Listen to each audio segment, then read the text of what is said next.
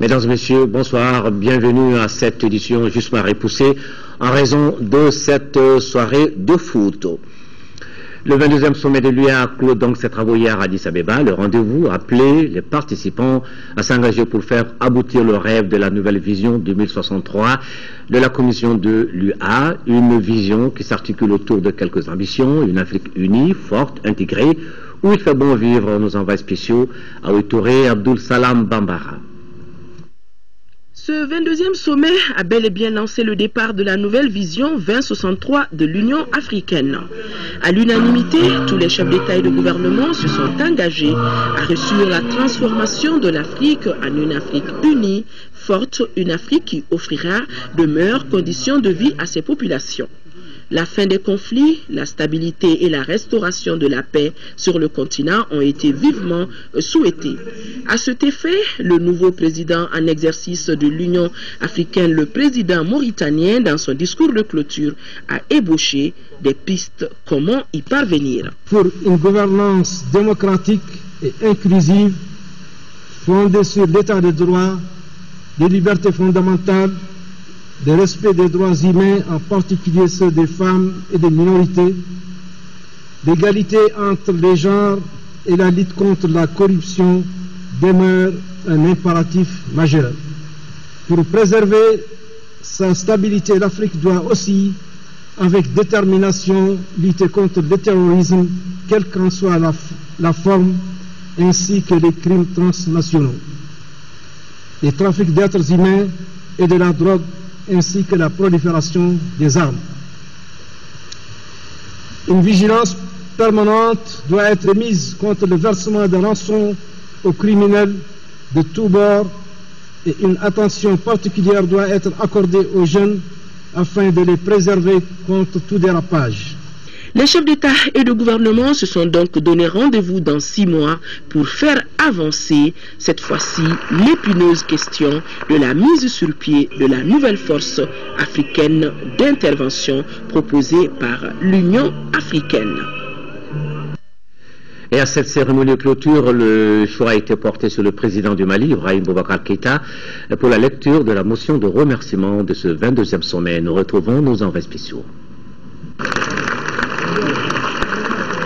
C'est un Ibrahim Boubacar Keïta très ému qui a pris les marches de la tribune de la grande salle de plénière, désormais baptisée salle Nelson Mandela, pour exprimer toute sa fierté et celle du Mali. Permettez-moi de vous dire combien je suis heureux de participer pour la première fois, à ma qualité de chef d'État du Mali, à un sommet de l'Union africaine. Dans cette maison commune, je vous apporte ensuite, distingués invités, les salutations du peuple du Mali pour la solidarité que vous avez témoignée tout au long de la crise qu'il a éprouvée, tout au long de ces mois, de cette année de calvaire, de descente aux enfers. Par le passé, le Mali a eu à déployer des centaines de soldats sur le front de la lutte pour la paix, la liberté, dans différents pays d'Afrique et du monde. À son tour, il a été fabuleusement assisté. Et nous n'avons pas de mots suffisants pour remercier la communauté internationale. Le thème de ce 22e sommet, agriculture et sécurité alimentaire, dira le président de la République, est plus que d'actualité. L'Afrique reste plus que jamais menacée par les instabilités politiques, les guerres civiles, la faim et la montée du terrorisme. Donc, beaucoup reste à faire et selon Ibrahim Boubacar Keïta, il faut agir. Mon élection est récente, certes, mais le combat politique qui m'a valu, qui me vaut d'être ici, d'avoir le privilège d'être aujourd'hui à la tête du Mali, est un combat ancien. Comme celui de bien d'autres que j'ai retrouvé ici, sur les bancs de l'Afrique, à l'Union africaine. C'est dire que j'adhère totalement à la conviction que le temps est venu d'accélérer l'histoire du continent, la marche du continent, le progrès du continent, son émergence tant retardée, alors que ses potentialités sont énormes. Time has come. Comme vous tous ici, je suis convaincu que l'intégration continentale, loin d'être facultative, est la condition sine qua non de nos survies individuelle, de notre plein épanouissement collectif. Je renouvelle donc la totale disponibilité du Mali pour mettre en œuvre l'intégration du continent. Elle est possible, elle est plausible. Le président de la République, le connaissant, ne pouvait pas manquer une telle occasion sans s'arrêter un instant sur la mémoire de l'icône de la libération de l'Afrique, Nelson Mandela Madiba. À mon frère, le président Jacob Zuma, je réitère mes condoléances les plus sincères que celles de la nation malienne à l'occasion de la disparition d'un homme remarquable, Nelson Mandela. Le mot plein d'émotion et de vérité que le président Zuma a adressé à notre conférence nous a touchés, m'a touché au plus profond de mon âme. Tant ce mot était juste. Nous avons eu l'insigne privilège d'être témoins de ce qu'était Mandela Madiba. Ayant eu le bonheur de l'accueillir durant 3 journées au Mali, qui furent pour moi plus que toutes les années de Sorbonne et d'autres universités. J'ai côtoyé là un homme, au sens plein du terme. Un homme, comme le disent les Grecs, un homme de bien. Les Grecs disent Kalos Kagatos. Madiba était un Kalos Kagatos. Dors en paix, Madiba. La décision de baptiser désormais notre salle des plénières par son illustre patronyme ne pouvait être plus heureuse. Merci à l'Algérie de nous l'avoir suggéré. Ibrahim Boubacar Keïta retourne donc à Bamako en chef d'État comblé pour une première participation à un sommet de l'Union africaine. Demain est attendue ici à Bamako une forte délégation du Conseil de sécurité des Nations Unies et nos envoyés spéciaux à Addis Abeba ont approché le président de la République sur les enjeux de cette visite. Le Conseil de sécurité s'occupe de la question malienne à la demande du Mali, l'appui de la France depuis le début. Et aujourd'hui, moi je dis que nous sommes sous l'empire de la résolution 2100. Laquelle a été essentielle pour ce qui s'est passé au Mali, pour la libération du Mali, pour la mobilisation de la solidarité internationale au chevet du Mali. Jamais dans l'histoire onusienne, on a connu une telle mobilisation de la communauté internationale de manière unanime en faveur d'un pays. À ce niveau du parcours, il est bon, bilaisséant, que le Conseil de sécurité vienne au Mali faire le constat de ce que nous avons réussi. Et ce que nous avons réussi est fabuleux. Qui, à la fin 2012, pouvait penser qu'il y aurait aujourd'hui en Addis Abeba un chef d'État du Mali d'une légitimité en acier trempé après que des élections aient eu lieu au Mali, parlant au nom du Mali? Personne. Cela nous le devons au Conseil de sécurité et à ses décisions pertinentes. Alors que le Conseil de sécurité vienne au Mali faire un constat de l'état de la situation n'est que dans l'ordre normal des choses. Monsieur le Président, la question elle est posée parce que quand on sait qu'il y a un décalage aujourd'hui entre ce que les Nations Unies demandent et ce que Bamako propose pour le règlement de cette question, la région du Nord. Qui vous a dit cela? L'ONU met la pression pour que Bamako ouvre des négociations directes se basant sur l'accord de Ouagadougou. Moi, je vous dis, je parle en un nom élu du Mali et j'en ai toute légitimité et toute légalité. Je vous dis que nos rapports des Nations Unies se passent dans le plus grand respect de la souveraineté du Mali. Et vous le savez, je suis chatouilleux en matière de souveraineté. Tout le monde le sait. Et les Nations Unies respectent cela. J'ai eu un entretien encore il y a 2 jours avec M. Yann Eliasson, qui est le président du secrétaire général Ban Ki-moon, ici, à notre sommet de l'Union africaine. Cela s'est passé tout à fait dans la plus grande cordialité et nous nous accordons parfaitement. On le sait, Urbi et Orbi, j'ai dit mes points de vue là-dessus. Mais mes points essentiels sont connus de l'ensemble de la communauté internationale. Le Mali ne connaîtra pas de partition. Le Mali restera uni, un et indivisible, Inch'Allah. Nous parlons au Mali de décentralisation, à pousser au maximum, pour que chacun, en le lieu où il se trouve, quelle que soit sa communauté d'appartenance, puisse vivre en paix et en confort dans un ensemble national cohérent, solidaire. C'est ça que nous cherchons. Et je crois qu'aujourd'hui, cette idée fait allègrement son chemin. Et je suis très optimiste pour la suite. Et vous aurez l'intégralité de l'intervention du président Ibeka à la tribune de l'Union africaine après cette édition. Ici à Bamako, le traditionnel forum des directeurs de publication s'est tenu ce matin au centre du Liba et c'est le ministre de l'Environnement et de l'Assainissement qui était l'invité de cette semaine. À cette rencontre, les échanges entre les hommes de médias et le ministre ont porté sur l'assainissement de la ville de Bamako, les forêts classées et plusieurs autres sujets. Selon Ousmane Ag Rissa, pour évacuer les ordures de 9 dépôts de transit du district de Bamako, le gouvernement a débloqué près d'1 milliard de francs CFA. Un reportage de Moussa Fane. La gestion des déchets au Mali, l'implication des privés dans la sauvegarde des forêts classées et les transports des ordures des dépôts de transit vers les décharges finales sont autant de sujets abordés au cours de cette rencontre. Une occasion pour le ministre de l'Environnement et de l'Assainissement, Ousmane Ag Rissa, de faire une mise au point. L'État seul aujourd'hui n'a pas les moyens, pas les capacités de préserver nos forêts. Elles sont en train de disparaître tous les jours. Le service des eaux et forêts qui est chargé de cela n'a pas les moyens de le faire seul. Donc la loi nous autorise à développer des partenariats publics-privés. Le ministre a également expliqué les retards accusés dans l'évacuation des ordures de 9 dépôts de transit du district de Bamako. La loi, au niveau du ministère du Budget et des marchés publics, dit qu'un marché d'environ 900 millions, 1 milliard, ne peut pas être passé gré à gré. Et donc du coup, on nous obligeait à rentrer dans la procédure de passation des marchés publics. Dure au moins 75 jours. Je dois dire que nous avons bénéficié de la compréhension et de l'accompagnement de son Excellence Monsieur le Premier ministre, qui a accepté de faire financer ce fonds à hauteur d'environ 1 milliard de francs CFA. Concernant la journée nationale d'assainissement lancée par les autorités, l'objectif selon les ministres est de rendre nos villes propres.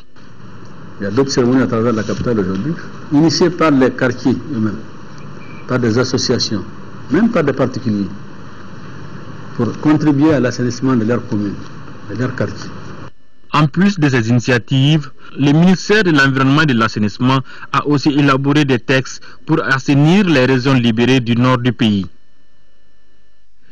Le réseau d'appui au processus électoral au Mali livre ses conclusions au terme de son observation au cours des scrutins présidentiels et législatifs. L'ONG était ce matin devant la presse et c'était pour rendre compte de sa gestion interne et des appuis à lui accordés par les bailleurs de fonds.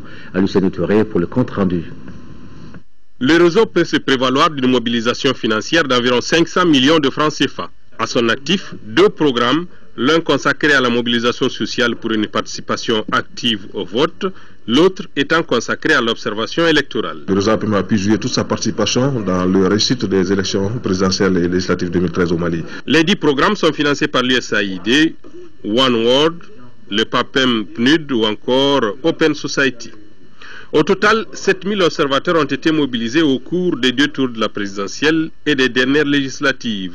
Toutefois, le rapport du réseau APEM fait ressortir quelques recommandations. Nous pensons qu'aujourd'hui on sort des élections législatives et les regards sont tournés vers les élections communales et après les élections communales aussi il faudrait aller à la relecture des textes fondamentaux qui régissent la vie de notre processus électoral au Mali et puis la vie de la nation malienne. Nous parlons par exemple de la constitution qui doit être relue, de la charte des partis politiques, de la loi organique qui porte sur les députés à l'Assemblée nationale. Il y a tout un arsenal juridique, un arsenal qui gère le processus électoral, le processus démocratique dans notre pays qui doit être revu. Et voilà les travaux de la 2e conférence nationale du parti Élément qui ont débuté ce matin dans la capitale des Balanzons. Les cadres du parti, les délégués venus de toute la région, les militants et sympathisants et amis des Éléments devraient échanger sur la structuration du parti, la réconciliation du Mali post-crise, les bilans et perspectives des élections. Correspondance depuis Ségou de Fousséni Samaké. C'est la capitale des Balanzans que le parti Élément a choisi pour abriter les travaux de sa 2e conférence nationale. 3 points étaient inscrits à l'ordre du jour, à savoir la structuration du parti, les informations relatives à la vie du parti et le Mali post-crise. L'événement nous donne à plus d'un titre un motif de satisfaction et de fierté, toute chose confirmant si besoin était encore la marche de l'objectif du parti à réunir chaque année ses militants et militantes autour des thématiques traitant la vie du parti, dans une certaine dimension de celle de la nation. Nos statuts ont prévu que chaque année, le parti se retrouve pour faire le point de ce qui a été fait pendant l'année et projeter les actions majeures à venir pour l'année afin que toutes les structures du parti, à l'intérieur, au niveau de la base, dans les communes, dans les villages, dans les quartiers, ensuite au niveau des cercles, au niveau des régions, au niveau national, qu'on puisse avoir les orientations nécessaires pour conduire le parti conformément à ses principes et à ses idéaux. Le parti élément compte tirer les leçons des élections passées et mieux aborder les prochaines élections locales qui seront des véritables tests majeurs pour les partis du changement. Leur attachement à ma personne, c'est d'abord leur attachement aux œuvres, à ce qu'ils ont pu voir de ce que je dis, de ce que je fais depuis maintenant une dizaine d'années au bénéfice du pays. Moi, je ne peux que les encourager à le poursuivre afin que tous ensemble on puisse se donner la main pour construire un Mali solide, un Mali qui ne va plus jamais être menacé comme ça a été le cas il y a quelques années, et un Mali qui donnera de l'espoir et de l'espérance à ses enfants. La conférence de Ségou, qui a enregistré la participation des délégués venus de toutes les régions du Mali, fait suite au congrès national tenu à Caille et la première conférence nationale à Koulikoro. Un signe de changement selon les responsables du parti. Le lancement hier à Tchomporosso, nous sommes dans la commune rurale de Diéli, du projet de maraîchage pour l'accroissement des revenus et de la sécurité alimentaire dans les communes de Diéli et de Téné.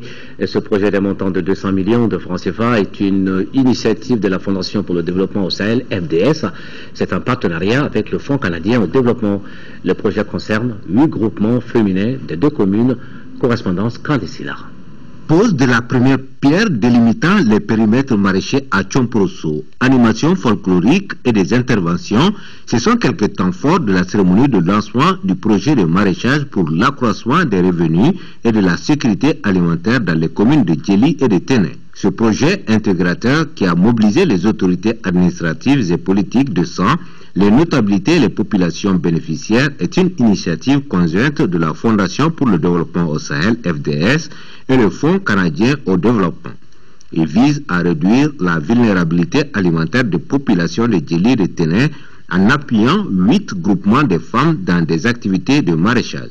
Nous venons appuyer des initiatives qui existent pour améliorer davantage ces initiatives. C'est ça la pertinence pour nous de ce projet.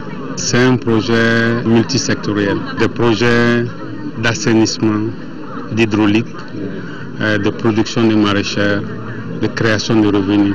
Ce projet, dont le coût est estimé à 200 millions de francs CFA, concerne 360 bénéficiaires directs qui, au terme des 2 ans de mise en œuvre, disposent des compétences et l'appui nécessaire pour accroître leurs revenus et contribuer au bien-être des populations des 2 communes. Des défis non moins importants vous attendent. Il s'agit en somme de prendre à bras le corps cette opportunité qui vous est offerte. C'est à ce seul prix que vous bénéficierez d'autres appuis. Du maire de Diéli au président du conseil de cercle de sang, en passant par la représentante de la CAFO et les bénéficiaires, les représentants des chefs de village, tous ont salué cette initiative et ont réitéré leur engagement à la réussite du projet. 38 millions de francs CFA, le coût d'un lot de matériel informatique Luxe Development. Il vient d'octroyer aux autorités régionales de Gao, et c'est à travers le projet Mali 801. Le dit projet est financé par l'Union européenne et mis en œuvre par l'agence luxembourgeoise pour la coopération au développement. C'est un reportage depuis Gao de Aïssata Saliou Maïga. Ces 43 ordinateurs portables, 5 imprimantes robustes, 5 photocopieuses et 14 imprimantes scanners sont offerts par l'agence luxembourgeoise pour la coopération au développement à travers le projet Mali 801. Le coût de ces matériels s'élève à 38 millions de francs CFA.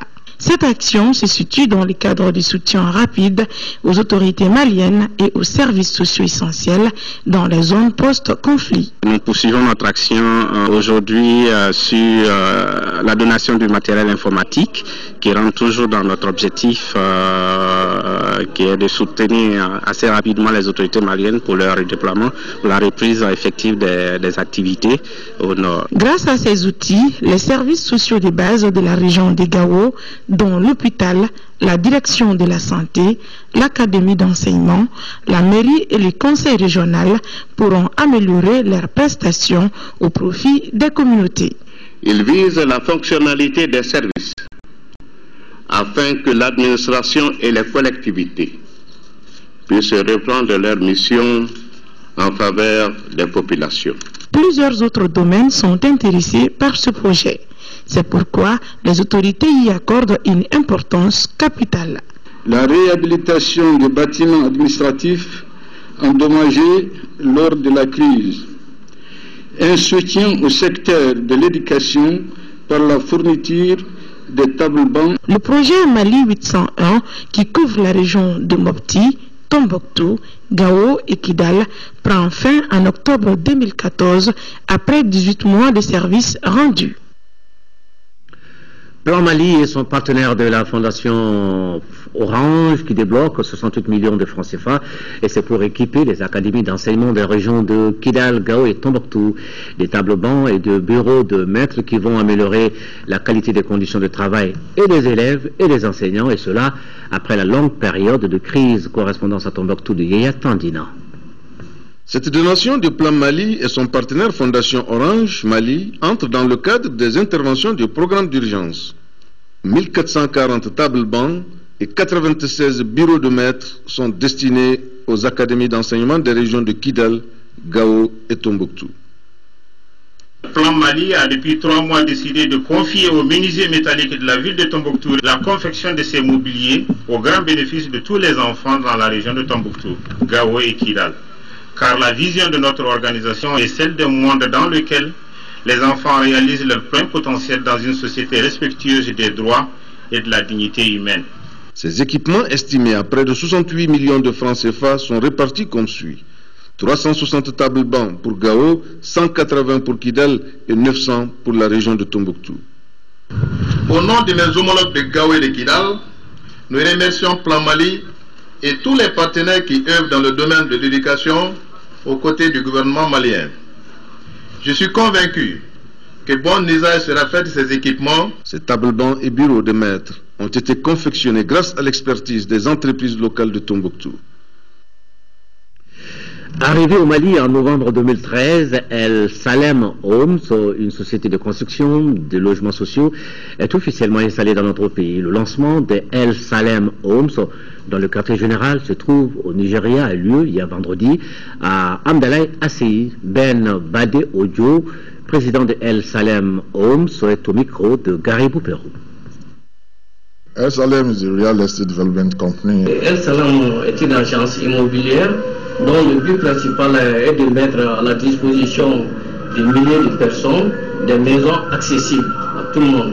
La classe, la masse pour la masse, la classe moyenne, ensuite ceux qui sont privilégiés.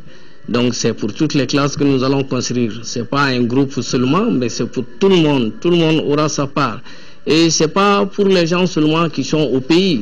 Nous avons un programme pour la diaspora. Ceux qui veulent avoir les clés en main, qui sont à l'extérieur, seront servis aussi, qu'ils soient en Namibie, qu'ils soient où qu'ils soient. Donc, ils doivent penser qu'ils doivent avoir une maison derrière eux, chez eux. Donc, il y a ce programme aussi pour la diaspora. Toute la diaspora aussi est concernée. Il y aura les clés en main. Il y aura pour la masse, il y aura pour l'élite, toute classe. Les maisons, c'est pour développer le développement des maisons. Il y aura de toutes catégories. Real estate developers, home builders association here. Les administrateurs de l'Institut géographique du Mali étaient réunis hier à leur siège. Ils faisaient le bilan des activités réalisées au cours de l'année écoulée. Ils présentaient également les perspectives de l'année en cours dont le budget est arrêté en recettes et en dépenses à plus de 1,319 milliard de francs CFA. C'est un reportage de Soko Nakamisoko. Cette année, le budget de l'Institut géographique du Mali a connu une augmentation de 24,50%. Au cours de l'année 2013, l'Institut a mené des activités comme l'élaboration des plans et les cartes thématiques pour les usagers, la formation des agents sur le fonctionnement des stations permanentes de GPS installées à Bamako et à Sénou, et ce n'est pas tout. Nous avons eu à effectuer les activités relançant le projet de la réflexion de la cartographie de base. Comme vous savez, le Mali est couvert par une carte de base qu'on appelle la carte au 200 millième, qui est vieille à peu près de 50 à 60 ans. Donc, une nécessité de la refaire s'est posée.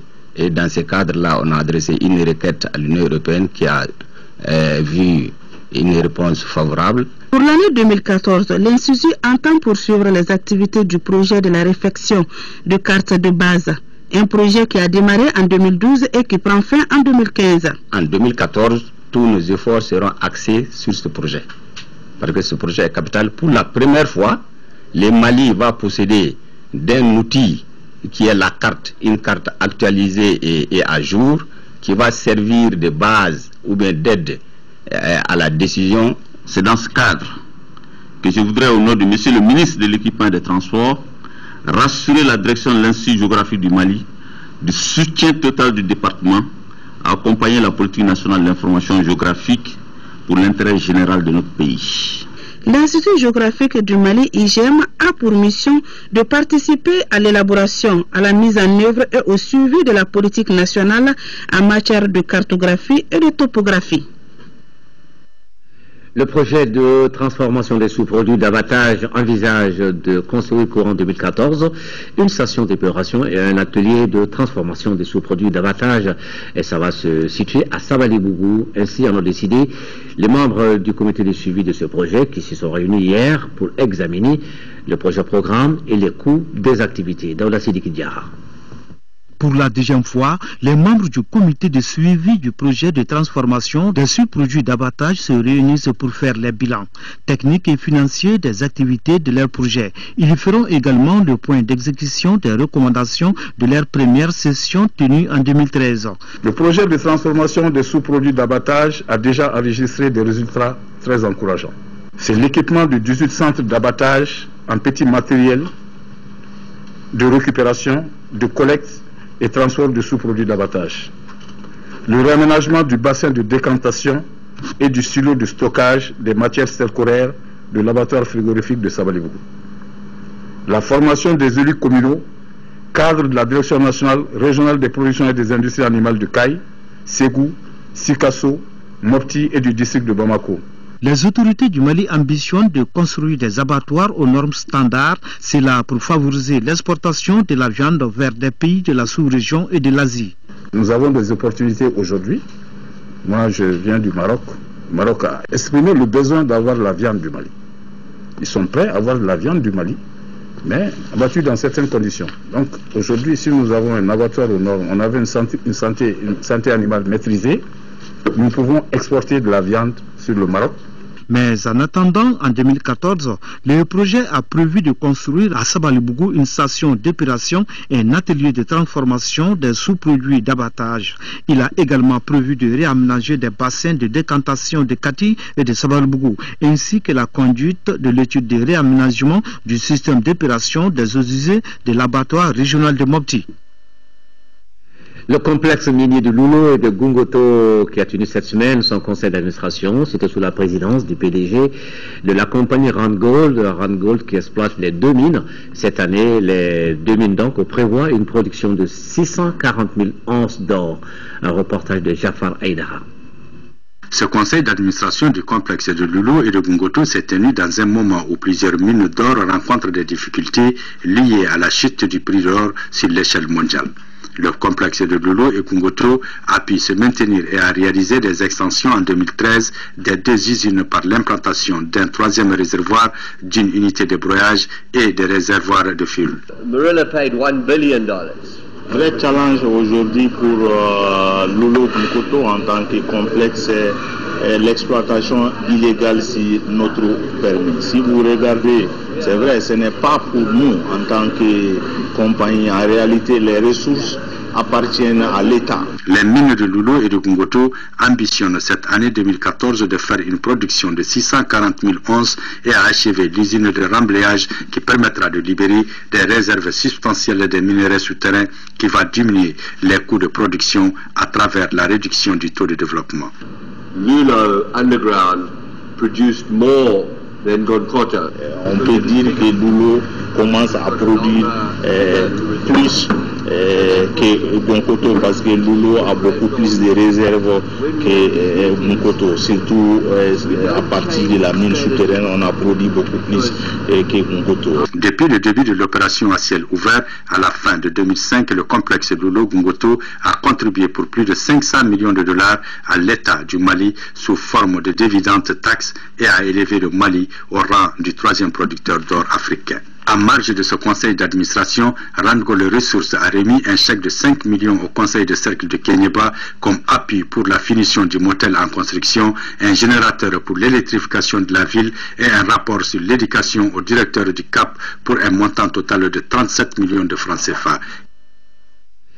La deuxième phase du projet d'appui aux initiatives de contrôle de l'action publique vient d'être lancée pour un coût global de plus de 150 millions de francs CFA. Ce projet sera exécuté en quelques mois par le groupe de suivi budgétaire en partenariat avec l'ambassade du Danemark.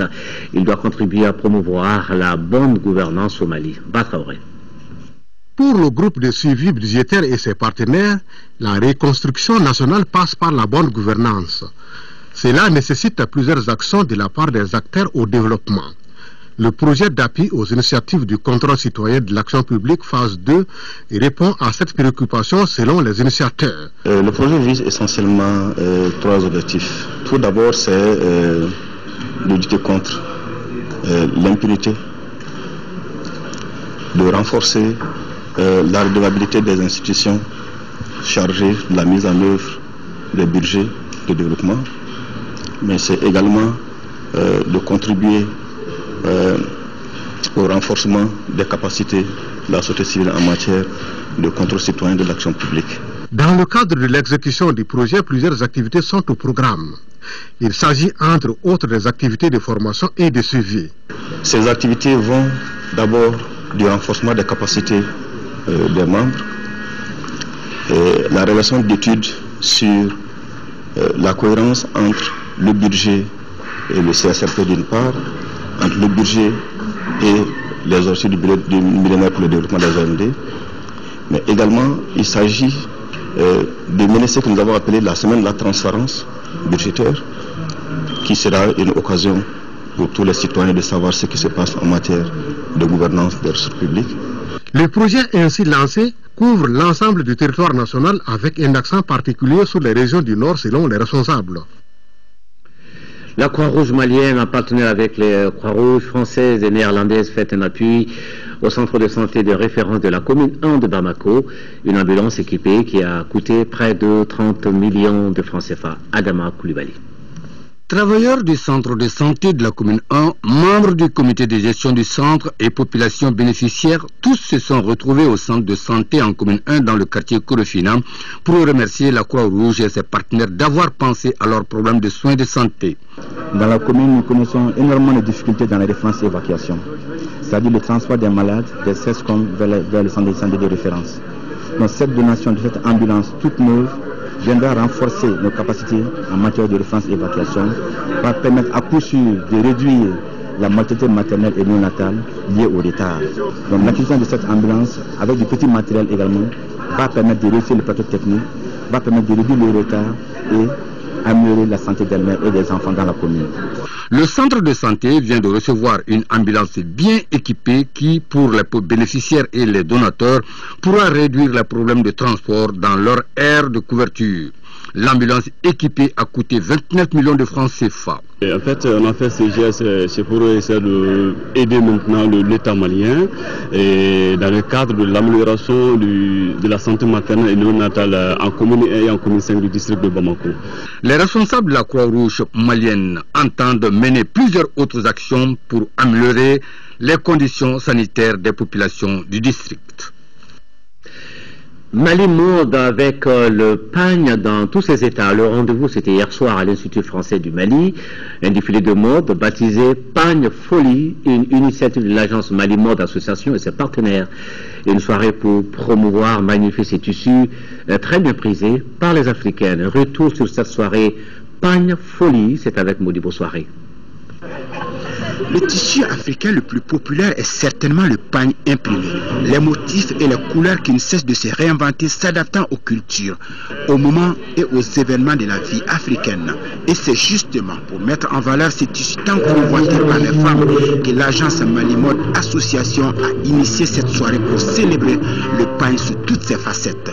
Wax, Uniwax, Fancy, Itargate et bien d'autres labels correspondant à des qualités étaient au rendez-vous de ce défilé de mode. Pagne Folie, c'est après avoir remarqué qu'actuellement le pagne est une vraie tendance partout dans le monde. Donc nous avons voulu un peu amener ce nouveau phénomène-là à Bamako, montrer un peu au public bamakois tout ce qu'on peut faire avec cette matière. 6 stylistes et créateurs de la sous-région ouest-africaine étaient retenus pour animer ce défilé. Chacun a présenté une collection conçue spécialement pour cette soirée qui magnifie le pagne. Au total, une 60aine de modèles étaient proposés au public dans un mélange de pagne africain adapté à la coupe occidentale. J'ai été vraiment très épaté par ce que nos créateurs ont montré, parce qu'on a vu vraiment des créations assez futuristes. Il y avait des vêtements vraiment extraordinaires et je pense que le public a bien aimé.